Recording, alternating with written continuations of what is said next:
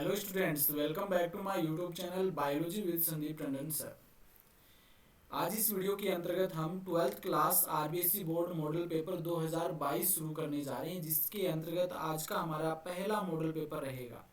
Biology 12th class का पहला model paper आज इस वीडियो के अंतर्गत हम डिस्कस करेंगे और साथ में इसी चैनल पर हम 12th क्लास आरबीएसई बोर्ड की एग्जाम के लिए बहुत ही महत्वपूर्ण क्वेश्चन चैप्टर वाइज भी हमने शुरू किए हैं, जिसमें हमने फर्स्ट चैप्टर और सेकंड चैप्टर के बहुत ही महत्वपूर्ण क्वेश्चन जो आपके एग्जाम के लिए बहुत ही महत्वपूर्ण रहने वाले हैं वो हमने डिस्कस कर लिए हैं। यदि आपने वह वीडियो नहीं देखे हैं तो वह वीडियो भी जरूर देखिए।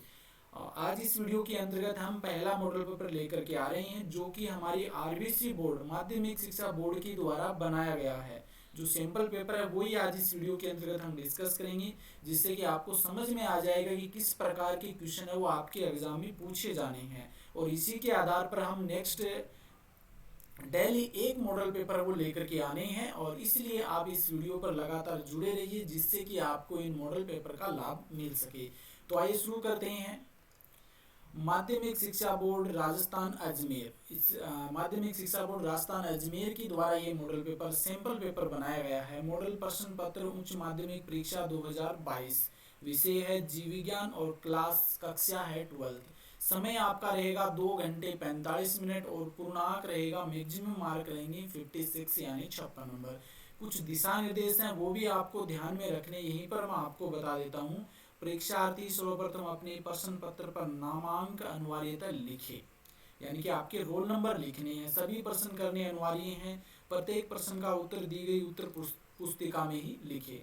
जिन प्रश्नों में आंतरिक खंड हैं उन सभी के उत्तर एक साथ ही लिखे।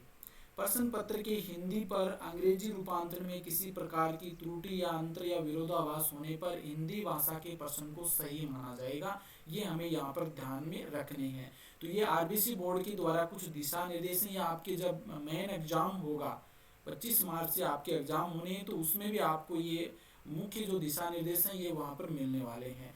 तो आरबीएसई बोर्ड के द्वारा जो 12वीं क्लास का बायोलॉजी का पेपर बनाया गया वो किस प्रकार का है, किस प्रकार के क्वेश्चन पूछे जाने हैं, वो हम इसमें डिस्कस करने वाले हैं। पूर्णांक आपका 56 नंबर का रहेगा। देखो, इसमें खंड ए है, सेक्शन ए। इसमें आपकी जो ऑब्जेक्टिव टाइप क्वेश्चन है वो इसमें पूछे जाएंगे। निम्नलिखित प्रश्नों के उत्तर सही विकल्प चयन कर उत्तर पुस्तिका में लिखे। ऑब्जेक्टिव टाइप क्वेश्चन है वो खंड ए में पूछे जाएंगे। तो पहला क्वेश्चन है, निम्न में से कौन सा अनिषेक जनन करने वाला जीव है। तो यहाँ पर क्वेश्चन के आंसर मैंने पहले ही टिक लगा दी, जिससे कि आपका वीडियो ये लंबा ना हो, जिससे कम समय में आपका ये जो मॉडल पेपर है वो सोल्व हो सके। निम्न में से कौन सा अनिषेक जनन करने वाला जीव है। तो इसमें आंसर कौन सा हो जाएगा, मधुमक्खी हो जाएगा। अधिकांश कीट जो होते हैं वो क्या करते हैं, अनिषेक जनन की क्रिया करते हैं। सेकंड क्वेश्चन है, एक प्रारूपिक परिपक्व आवर्त बीजी भ्रूण कोश में कितने केंद्रक व कोशिकाएं उपस्थित होते हैं। वेरी वेरी इंपॉर्टेंट क्वेश्चन है, आपके मेन एग्जाम में भी आने की संभावना है। तो एक परिपक्व आवर्त बीजी भ्रूण कोश में केंद्रकों की संख्या कितनी होती है, 8 होती है, और कोशिकाएं कितनी होती हैं, 7 होती हैं। कौन सा जीव XO या जीरो भी कह सकते हैं इसे प्रकार का लिंग निर्धारण प्रदर्शित करता है। तो इसका आंसर हो जाएगा टिड्डा। डीएनए की आणविक संरचना में नाइट्रोजन क्षार कौन से बंध द्वारा पेंटोज शर्करा से जुड़ा रहता है। यानी डीएनए की जब हम संरचना देखते हैं तो उसमें नाइट्रोजनस जो क्षार होते हैं ये कौन से बंध के द्वारा पेंटोज शर्करा से जुड़े रहते हैं। तो ये बंध कौन सा हो जाएगा, ग्लाइकोसाइडिक बंध हो जाएगा। नेक्स्ट है, निम्न में से कौन सा जीव स्व प्रतिरक्षा रोग का उदाहरण है। स्व प्रतिरक्षा रोग का उदाहरण है तो इसमें हो जाएगा आमवाती संधिरोध, या इसे हम रेनोमेटिड ऑर्थराइटिस भी कहते हैं, ऑर्थराइटिस। तो ये भी हमें ध्यान में रखना, इंपॉर्टेंट क्वेश्चन है। कौन सा रोग असंक्रामक रोग का उदाहरण है, वेरी वेरी इंपॉर्टेंट। तो सामान्य जुकाम, दाद और टाइफाइड ये तो संक्रामक रोग होते हैं, लेकिन कैंसर जो होता है ये असंक्रामक रोग होता है। निम्न में से कौन सी किस्म गेहूं की पर्णवधारी कीट प्रतिरोधी है। पर्णवधारी कीट प्रतिरोधी है तो ये हिमगिरी जो किस्म है गेहूं की, ये पर्णवधारी कीट प्रतिरोधी किस्म है। डीएनए खंडों को जोड़ने में उपयोग किया जाने वाला एंजाइम कौन सा है।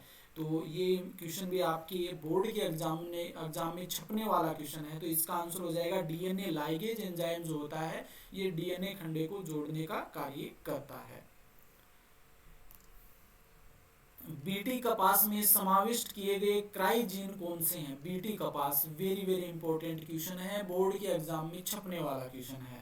बीटी कपास में समाविष्ट किए गए क्राइजीन कौन से हैं? तो ये हो जाएगा क्राइज फर्स्ट एसी और क्राई सेकंड एबी, क्राई फर्स्ट एसी और क्राई सेकंड एबी हो जाएगा। तो फर्स्ट ऑप्शन हमारा यहाँ पर राइट हो जाएगा। तो ये आपकी ऑब्जेक्टिव टाइप क्वेश्चन है जो खंड ए में है, और ए में आपके रिक्त स्थानों की पूर्ति वाले क्वेश्चन भी आएंगे। तो उसमें से पहला क्वेश्चन है आपका, उत्तक संवर्धन द्वारा हजारों की संख्या में पादपों को उत्पन्न करने की विधि क्या कहलाती है?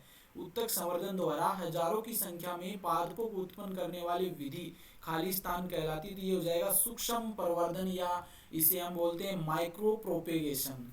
सेकंड है, संसार में कुल खाली स्थान जैव विविधता हॉट स्पॉट हैं। तो टोटल कितने हॉट स्पॉट हैं? 34 हो जाएंगे।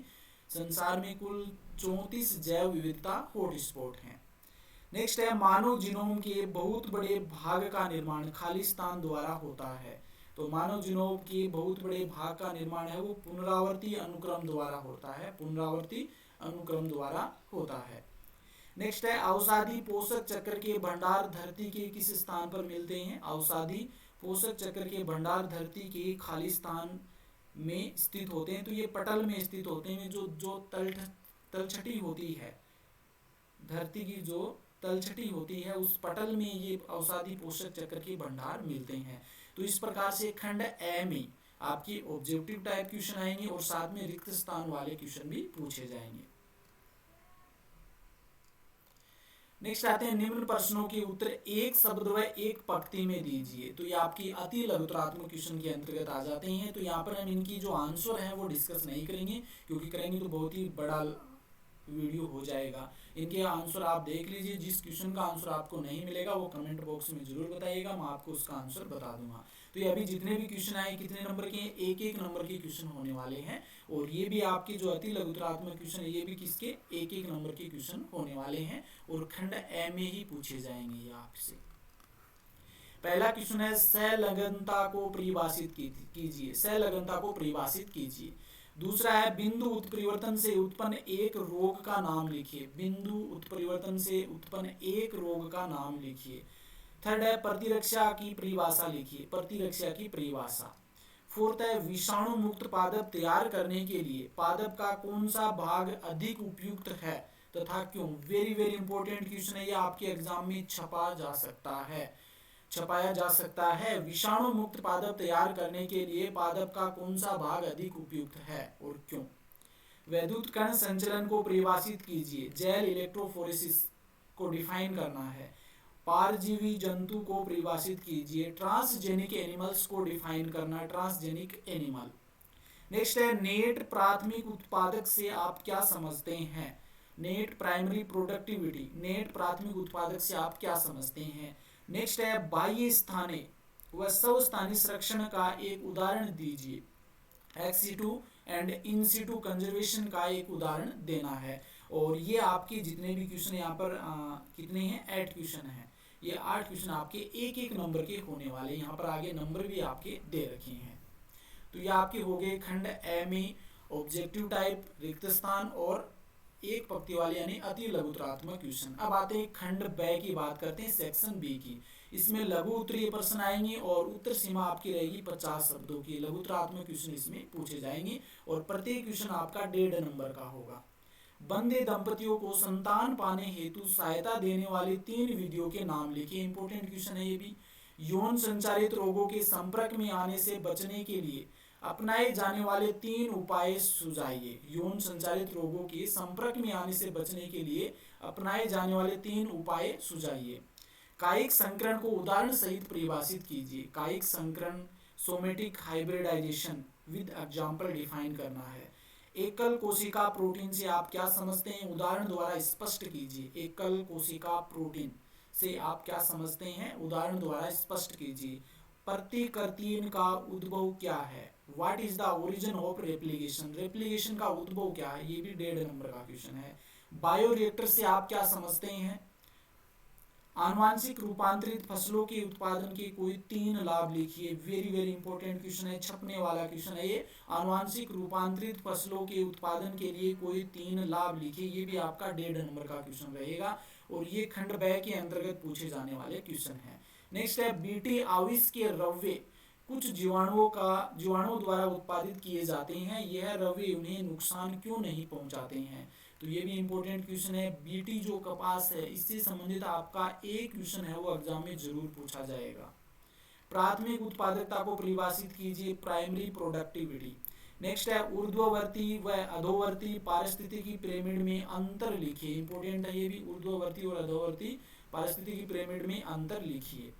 जैव विविधता के सभी आवश्यक घटकों के नाम लिखिए। जैव विविधता के सभी आवश्यक घटकों के नाम लिखिए। ये भी आपका 1.5 नंबर का रहने वाला है। पारितंत्र के कार्यों के लिए जैव विविधता क्यों उपयोगी है। इंपॉर्टेंट क्वेश्चन है ये भी, पारितंत्र के कार्यों के लिए जैव विविधता क्यों उपयोगी है। वेरी वेरी इंपॉर्टेंट क्वेश्चन है।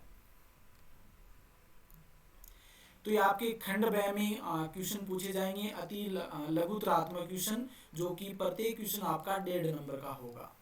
इसके बाद में आते हैं खंड सी, सेक्शन सी या खंड स। इसमें दीर्घ उत्तरीय प्रश्न पूछे जाएंगे और इनकी उत्तर सीमा रहेगी 100 शब्द। बाह्य निषेचन की परिभाषा लिखिए। External fertilization. युग्मक जनन एवं भ्रूणोद्भवन के बीच 2 अंतर लिखिए। इंपॉर्टेंट क्वेश्चन है ये भी, बाह्य निषेचन की परिभाषा, युग्मक जनन और भ्रूणोद्भवन के बीच 2 अंतर लिखने हैं और ये आपके क्वेश्चन रहेंगे 3-3 नंबर के क्वेश्चन रहेंगे। प्रत्येक क्वेश्चन आपका 3 नंबर का रहेगा। निषेचन की परिभाषा लिखिए। फर्टिलाइजेशन की परिभाषा अथवा में दे रखा है, ध्यान में रखना, या तो ये करना है या ये करना है। निषेचन की परिभाषा लिखिए। अलैंगिक व लैंगिक जनन के बीच 2 अंतर लिखिए।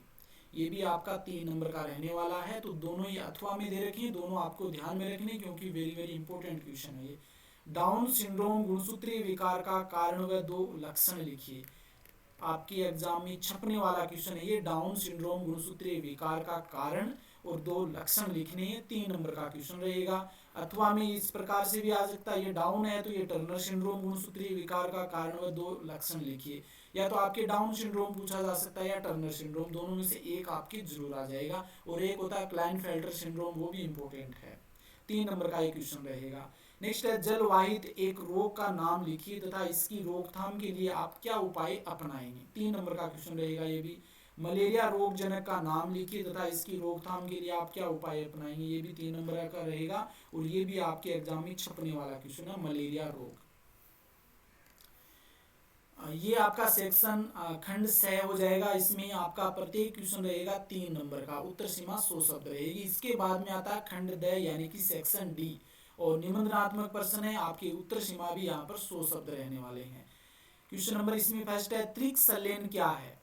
ट्रिपल फ्यूजन ये कहाँ और कैसे संपन्न होता है। एक निषेचित भ्रूण कोश का नामांकित चित्र बनाइए। ये क्वेश्चन मैंने आज ही जो सुबह का वीडियो रहा था उसमें मैंने ये क्वेश्चन डाला है। इंपॉर्टेंट क्वेश्चन में इंपॉर्टेंट है दोहरा परिसंचरण, तो वो आपको ध्यान में रखना है। ये आपके एग्जाम में छपने वाला क्वेश्चन है, त्रिक संलयन। और अथवा में दे रखा है, एक सेब को आवासीय फल क्यों कहते हैं। पुष्पों का कौन सा भाग फल की रचना करता है। सेब के आवासीय फल का नामांकित चित्र बनाइए। नेक्स्ट है डीएनए को परिभाषित कीजिए। वेरी वेरी इंपॉर्टेंट क्वेश्चन है, छपने वाला क्वेश्चन है। डीएनए को परिभाषित कीजिए। द्विकुंडलित डीएनए की संरचना की विशेषता लिखिए। द्विकुंडलित डीएनए की संरचना का नामांकित चित्र बनाइए। ये क्वेश्चन आप अच्छे से तैयार कर लीजिए, दिमाग में इस प्रकार बैठा लीजिए कि ये क्वेश्चन तो आपके छपने वाला ही है। तो ये आपका क्वेश्चन 4 नंबर का, यानी कि खंड द के अंदर जितने भी क्वेश्चन रहेंगे आपके 4 नंबर के रहने वाले हैं।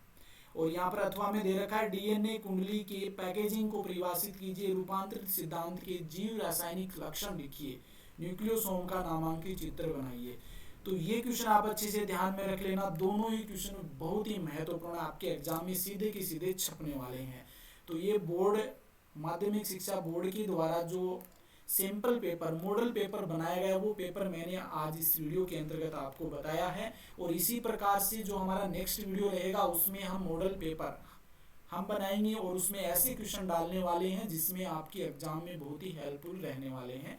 तो आज के लिए इतना ही। ये वीडियो अच्छा लगा है तो लाइक कीजिए, वीडियो को अधिक से अधिक शेयर कीजिए। चैनल को आपने अभी तक सब्सक्राइब नहीं किया तो सब्सक्राइब जरूर कर लीजिए, और आने वाले वीडियो की नोटिफिकेशन के लिए आप बेल आइकन पर जरूर प्रेस कीजिए, ताकि आने वाले जितने भी नोटिफिकेशन है, वीडियो की नोटिफिकेशन, वो आपको प्राप्त होते रहें। धन्यवाद। और इसकी आप पीडीएफ चाहते हैं तो आप मेरा टेलीग्राम चैनल ज्वाइन कर सकते हैं, जिसकी लिंक आपको डिस्क्रिप्शन में मिल जाएगी।